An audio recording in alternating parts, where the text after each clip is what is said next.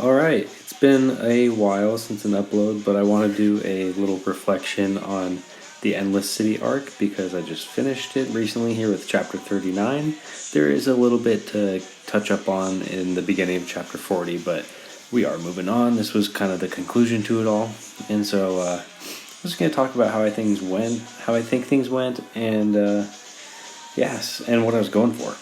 So one thing about the arc is that the whole idea for the arc in the beginning was really to touch on something that happened in my personal life, and I was very inspired with my friends, and which is not something I normally try to do too much in my writing, is insert too much of like my own life. But in this scenario, I felt like it was fitting.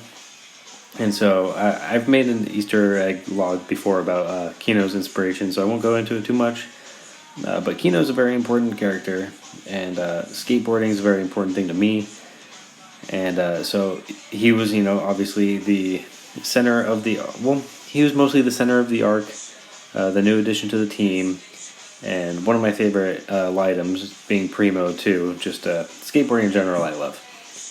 And what I really wanted to do with Kino in this arc that hopefully turned out good, I think it did, was a set up that he's probably the least, he's the most flawed, I'd say, of all 5 of the Team Polaris members. That being because of, obviously, he has anger problems when it comes to promise. He's actually more of a chill person outside of that. But he's also not super in tune emotionally with items in general, whereas like most people No Name Star see them all as special. He's only really gonna look at Primo as a special one, and it'll take him some time before he like really understands the love. And then he's also not super good with girls, so that brings another fun dynamic to bring with him. And so that's what I was going for, and I think I pulled that off pretty well. I don't know if I would do much different there. Another important thing about the arc that I wanted to accomplish was some good growth for Vea as the team captain, which is why she also went through some of the worst to get there, which I feel like is fitting when you're trying to work on growth for a character. So not only did she get her new item, and I think I pulled off the dream nightmare sequence where where March evolved. I think I pulled that off well.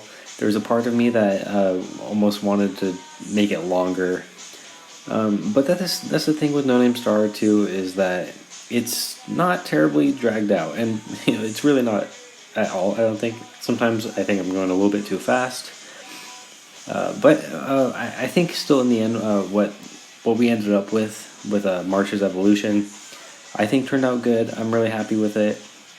And hopefully Vea came out of this with a lot of good growth and is more likable. I really don't know too much of where she stands, but I felt like before this arc, maybe she wasn't too many people's top member. But nowadays, maybe she really rose in the ranks for people. At least I hope so. And so I'm happy with how she went. Another big part of that was her fight against, fights, plural, during this arc against Rogue, the son of the boss of the Declive. I was really excited to introduce this character because he is going to be one of the main villains throughout, or, I won't say too much, but he will be coming back, clearly, because Vea and Rogue's fight is just simply not resolved. And I'm very excited for how this went. One thing I was nervous about with chapter 39 is the fact that Rogue and Vea's fight is really short and one-sided. I don't know, some people might have really wanted her to Vea to get the comeback that she earned and deserved, but her not being a jerk kind of held back when finding out that she was fighting someone who wasn't in the right mind. And so that's a tricky thing for her, and I hope that also established some moral understanding around her. But nonetheless, the Declive are doing terrible things and need to be stopped. So I would hope the reader just knows clearly that like these two are going to clash again, and round 3 is going to be the real one, you know, where the first time around, Vea just could not do anything. Second time around, Rogue couldn't really do anything.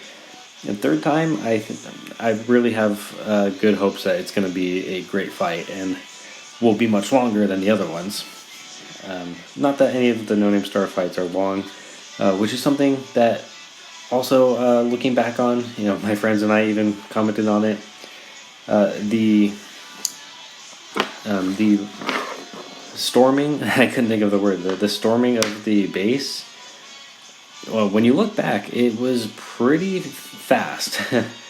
And when I was drawing it, it sure felt like a while. And I think it's the Yila's comment arc, her chapter was 35, I think.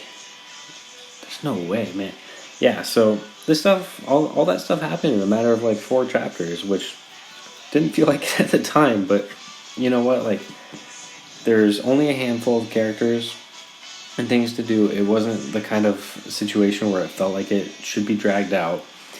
And that also leads into the fact that Flash showing up at the end, you know, they called for help while Rissy was still knocked out and they were in the hotel. And Flash was going to get there soon, so I didn't want to do something dragged out where it felt like, you know, the aid that they were going to get was going to be there when they're there. I wanted Flash to show up after they had already resolved it. And just had his opportunity to show that he's really strong, but didn't get to step in yet. Hopefully that will lead to the next time that Flash is on screen, he will seem really interesting because you know that he's strong and you know whatever he's doing is probably important.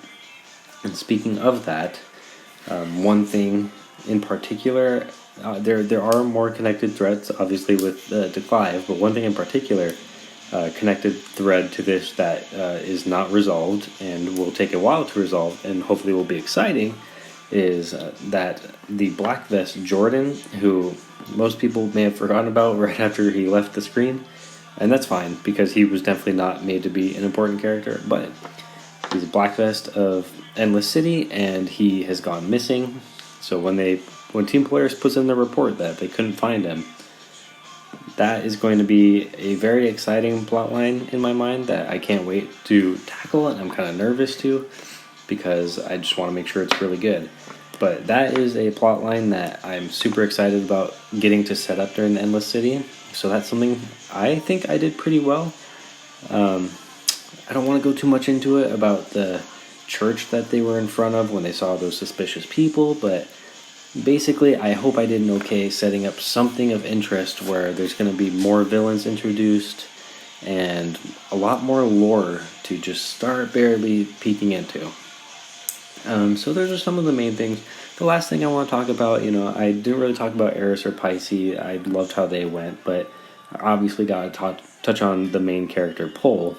And one thing about Pole this arc that I hope I did okay, because I'm looking back a little mixed on it, is that there were some chapters where I was like, man, Pole doesn't really feel like the main character because Vea is getting so much screen time, Kino's getting so much emotional attention, you know, and obviously Pole's the main character, and in reality, these chapters take me a long time to draw, so it feels like I'm going so long without him when I'm really not.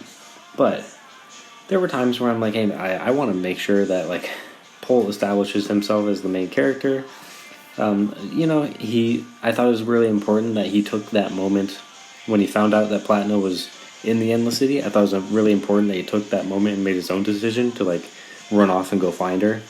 So he is a, you know, decision maker in the story, and whether or not he is happy that he made that decision, he is the main character and he was able to drive the plot in his own way with his own desires.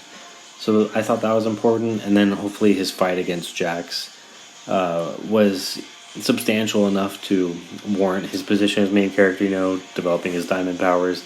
And that's super exciting for me because I felt like we went so long without his signature power, and it's finally here, and it just feels like we, not to downplay the beginning of the story, but it feels like we got through like almost the prologue, and now everyone's like where they needed to be to keep things going. And once again, yeah, don't downplay everything else because everything else was super important too. But anyways, that's the main things I wanted to touch on with this video. Went way longer than I expected, so now I have to find video to fill it up. All good. If you read the arc and you have feelings about it, good or bad, please let me know, because the feedback means a lot. And just checking it out at all means a lot.